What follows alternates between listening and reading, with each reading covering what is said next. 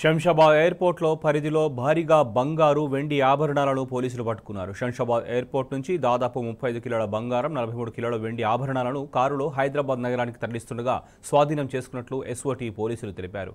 ఆభరణాలకు సంబంధించిన పత్రాలు, బిల్లులు లేకపోవడంతో వాటిని స్వాధీనం చేసుకుని 7గురిని అదుపులోకి తీసుకుని శంషాబాద్ ఆర్జీఐ పోలీసులకు అప్పగించారు. ఎన్నికల కోడ్ దృష్ట్యా ఎన్నికల స్క్వాడ్ అధికారుల ఫిర్యాదు మేరకు కేసు నమోదు చేసి దర్యాప్తు చేస్తున్నట్లు పోలీసులు తెలిపారు.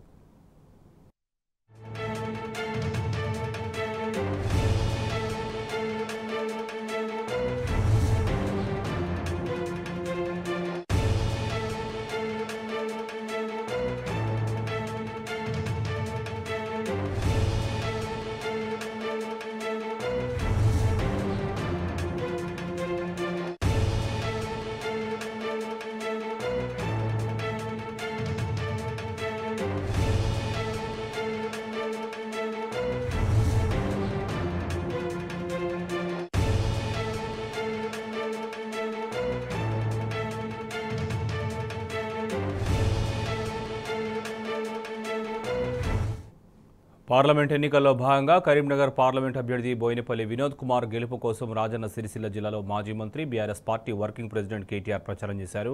స్థానిక రైతు బజార్లో కలియదిరుగుతూ వ్యాపారులను పలకరిస్తూ వినోద్ అన్నకు ఓటు వేయాలని అభ్యర్థించారు.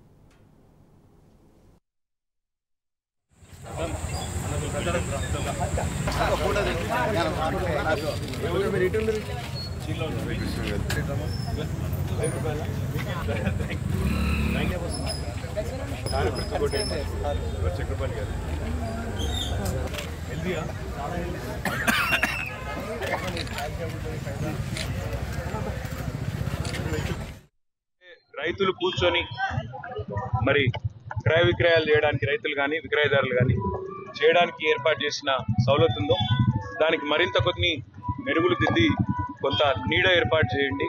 ఉన్నది సరిపోవడం లేదు, ఉన్నది అనుకూలంగా లేదు, బయట కూర్చోవాల్సి వస్తున్నది.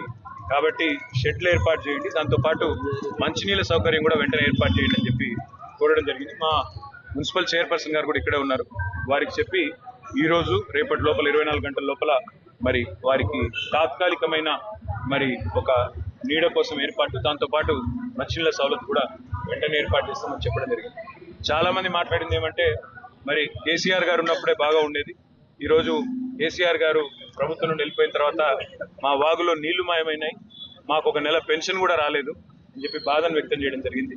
అదేవిధంగా చాలా మంది చాలా బలంగా చెప్తున్న మాట ఏమంటే తప్పకుండా మళ్ళీ తిరిగి కేసీఆర్ గారే రావాలి, తప్పకుండా కేసీఆర్ గారు వచ్చినట్టయితేనే మాకు పేదలకు ముఖ్యంగా బాగుంటుందనే మాట వ్యక్తం చేయడం జరిగింది. రైతులు ముఖ్యంగా గట్టిగా చెప్తున్న మాట, మాకు ఈ ప్రభుత్వం కొత్త ప్రభుత్వం వచ్చిన తర్వాత రైతులను పట్టించుకోవడం లేదు, రుణమాఫీ అన్నారు జరగలేదు, రైతు బంధే ఇంకా సరిగా రాలేదు అనే మాట కూడా వారు చెప్తా ఉన్నారు. వారి స్పందన చూస్తూ ఉంటే తప్పకుండా బోయినపల్లి వినోద్ కుమార్ గారు కరీంనగర్లో మంచి మెజారిటీతో గెలుస్తారనే విశ్వాసం నాకైతే ఉంది.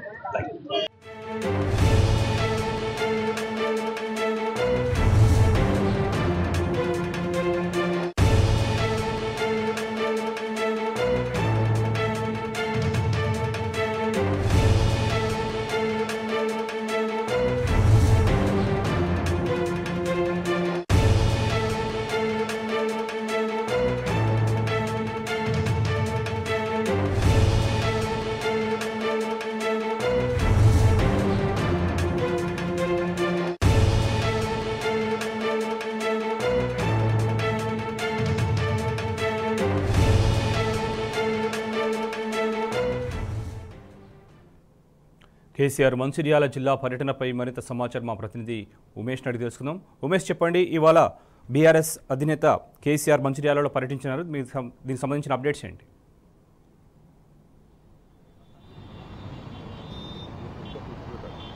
Thank you Shobhan. ఈరోజు మంచిర్యాల జిల్లాలో బీఆర్ఎస్ అధినేత కేసీఆర్ పర్యటన పురస్కరించుకొని పెద్ద ఎత్తున కూడా బీఆర్ఎస్ శ్రేణులు అన్ని ఏర్పాట్లు కూడా చేశాయి. ప్రస్తుతం మనం మంచిర్యాల జిల్లా కేంద్రం వద్ద ఉన్నాం.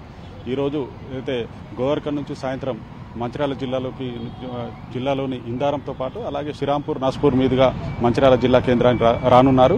ఈ సంబంధించి ఇప్పటికే బీఆర్ఎస్ శ్రేణులు పూర్తిగా కూడా ఏర్పాట్లు చేశాయి. మొత్తంగా అటు ఏదైతే మంచిర్యాల జిల్లాలోని ఇందారంలోకి ప్రవేశించిన కేసీఆర్, ఇందారం నుంచి మంచిర్యాల జిల్లా కేంద్రం వరకు కూడా పూర్తిగా గులాబీమయంగా మారింది.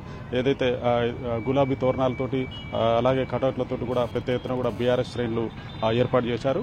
పెద్ద ఎత్తున కూడా ఓవైపు ఏదైతే బీఆర్ఎస్ అధినేత కేసీఆర్కు ఘన స్వాగతం పలకడానికి సింగరేణి కార్మికులతో పాటు అటు రైతులు, యువకులు, మహిళలు పెద్ద ఎత్తున కూడా ఆసక్తిగా ఎదురు చూస్తున్నారు.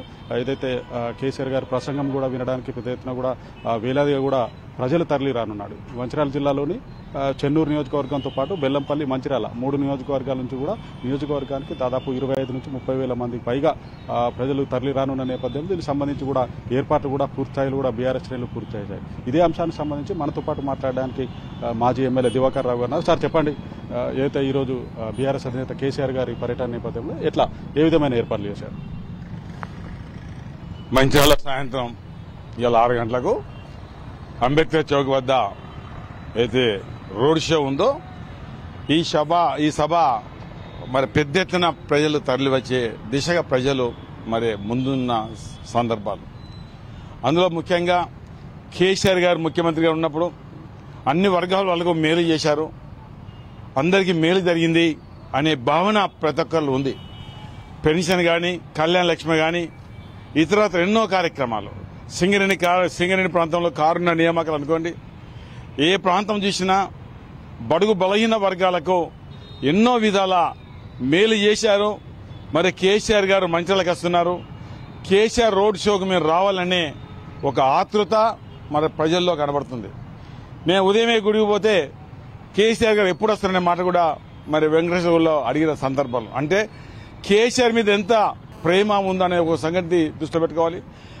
ఎక్కువ ఉండడానికి కారణం వల్ల కేసీఆర్ ఉన్నప్పుడు ఎన్నో పథకాలు ప్రవేశపెట్టి అమలు చేసిన సందర్భంలో మరి మొన్న ఎన్నికల్లో కాంగ్రెస్ పార్టీ ఎన్నో అమలు కాని హామీలు ఇచ్చి ప్రతి ఒక్కరికి ఏదో చేస్తామని మరి పెద్ద ఎత్తున కాంగ్రెస్ పార్టీ ఆనాడు హామీలు ఇచ్చి ప్రభుత్వం ఏర్పడిన 4 మాసాలైనా ఏదో ఒక బస్సు, మహిళలకు బస్సు తప్ప అది కూడా కొంత ఇబ్బంది కలుగుతుంది.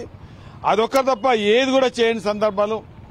మమ్మల్ని మోసం చేశారు, ఓట్లు దండుకున్నారు, మమ్మల్ని మరిచారు. కాంగ్రెస్ పార్టీ అనే ఒక బాగా వ్యతిరేక భావం ఇలా కాంగ్రెస్ పార్టీపై ఉంది. ఆ రకంగా కేసీఆర్ మాకు మేలు చేసిండు, కేసీఆర్ ఎందుకు అండగా ఉండద్దు, 200 నుంచి 2000 చేసిండు, 500 నుంచి 4000 చేసిండు అనేది ప్రతి ఒక్కరు ఉందన్న మాట కూడా మరి ఈ సందర్భంలో చెప్పడం జరుగుతుంది. అందులో ముఖ్యంగా మన అభ్యర్థి కోపులేశ్వర్ గారు మీకు తెలుసు. మరి కోపులేశ్వర్ గారు సౌమ్యుడు, మరి ఒకనాడు మేడారం ఎమ్మెల్యేగా, ఇక్కడ ధర్మపురి ఎమ్మెల్యేగా, మంత్రిగా ఉండి పనిచేసిన వ్యక్తి. మరి అతని మీద అభిమానం కూడా ఉందన్న మాట కూడా చెప్పడం జరుగుతుంది. మరి కేసీఆర్ గారు ఉన్నప్పుడు 24 గంటలు కరెంట్ ఇచ్చిన సందర్భంలో ఈ రోజు మీరు చూస్తున్నారు ప్రయాణికం రోజుకు ఎన్ని గంటలు ఎన్నిసార్లు కరెంట్ పోతుందన్న మాట కూడా చెప్పడం జరుగుతుంది. కేసీఆర్ గారు ఉన్నప్పుడు నిండు కుండలా చెర్లు, నిండు కుండలా గోదావరి, ఈ ఓటు ఆ ఓటు పారిన గోదావరి ఇవాళ గోదావరి ఎడారిగా మారింది. ఈ ప్రాంతం అంతా బావుల్లో, బోరుల్లో నీరు లేక నీటి మట్టం తగ్గి ఇవాళ ఇదంతా నీటికి ఎంతో ఇబ్బంది పడుతున్నారు. ఆనాడు కేసీఆర్ గారు ఉన్నప్పుడు ఎల్లంపల్లి నీళ్లు, కాళేశ్వరం నీళ్లు, గోదావరి ఈ ఓటు ఆ ఓటు ఉంది అనే మాట కూడా ఇలా ప్రజల్లో కేసీఆర్ ఉంటే బాగుంటుండే, కేసీఆర్ ఉంటే బాగా మేలు జరుగుతుంది అనేది ప్రజలు ఉంది. ఈ సభ విజయవంతం అవుతుంది. కేసీఆర్ గారికి ఏదైతే కోపులేశ్వర్ గారికి ఎంపీగా ఓటేయాలని ఈ మంచిర్యాల, బెల్లంపల్లి, చెన్నూరు నియోజక ప్రజలు ఆసక్తితో ఉన్న మాట కూడా చెప్పడం జరుగుతుంది. Okay, thank you sir. మొత్తంగా ఏదైతే దాదాపు 3 నియోజకవర్గాల నుంచి కూడా నియోజకవర్గానికి 25,000 దాదాపు 75 నుంచి 80 వేల మంది ప్రజలు పాల్గొనే ఈ సభ కోసం బీఆర్ఎస్ శ్రేణులు విస్తృత ఏర్పాట్లు చేశాయి. ఎండ తీవ్రత కూడా ఎక్కువ ఉండడంతో సాయంత్రం పూట ఏదైతే రోడ్ షోకు, కేసీఆర్ గారి రోడ్ షోకు వచ్చే ప్రజలకు ఎలాంటి ఇబ్బందులు కలగకుండా మంచినీటి సౌకర్యంతో పాటు మజ్జిగ కూడా అందివ్వనున్నారు. దీనికి సంబంధించి కూడా ఇప్పటికే ఏర్పాట్లు కూడా పూర్తయ్యాయి. ముఖ్యంగా ఏదైతే బీఆర్ఎస్ అధినేత కేసీఆర్ గారి ప్రసంగం వినడానికి కూడా ప్రజలందరూ కూడా, మంచిర్యాల జిల్లా ప్రజలందరూ కూడా ఆసక్తిగా ఎదురుచూసే పరిస్థితి ఇక్కడ ఉన్నది. ఇక్కడ తాజా పరిస్థితి. Vote Hyderabad studio. Welcome back. మనకున్న ఒకే ఒక్క బతుకుదెరువు గోదావరి అని స్పష్టం చేశారు కేసీఆర్. గోదావరి నీళ్లను మోదీ ఎత్తుకుపోతానంటే రేవంత్ నోరు మెదపడం లేదని మండిపడ్డారు. కృష్ణా ప్రాజెక్టును రేవంత్ ప్రభుత్వం కేఆర్ఎంబీకి అప్పగించిందని ధ్వజమెత్తారు. ప్రాణం పోయినా గోదావరిని వదులుకోబోమని తాను గతంలో మోదీ సర్కారుకు తెగేసి చెప్పానని గుర్తు చేశారు కేసీఆర్.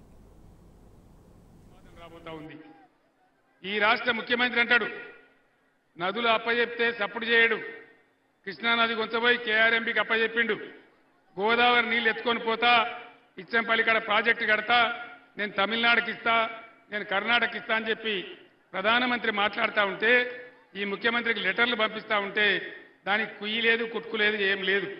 అదే నేనున్ననాడు కూడా ఇదే ప్రతిపాదన తెచ్చిండు నరేంద్ర మోదీ. నేను చెప్పిన కేసీఆర్ బతికి ఉండంగా గోదావరి నీళ్లు తీసుకుపోతా అంటే నా ప్రాణం పోయినా మంచిదే కానీ ఒప్పుకోను అని నేను చెప్పిన.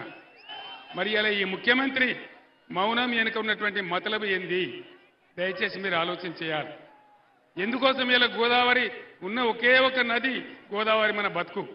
మరి దాన్నే తీసుకొని పోతా అంటే కాంగ్రెస్ పార్టీ కానీ ముఖ్యమంత్రి కానీ ఎవరు కానీ కనీసం నోరు తెరిచి మాట్లాడే పరిస్థితి లేదు. నేను ఒక్కటే మాట మీకు మనవి చేస్తా ఉన్నా, పెద్ద దోకా కాబోతా ఉంది.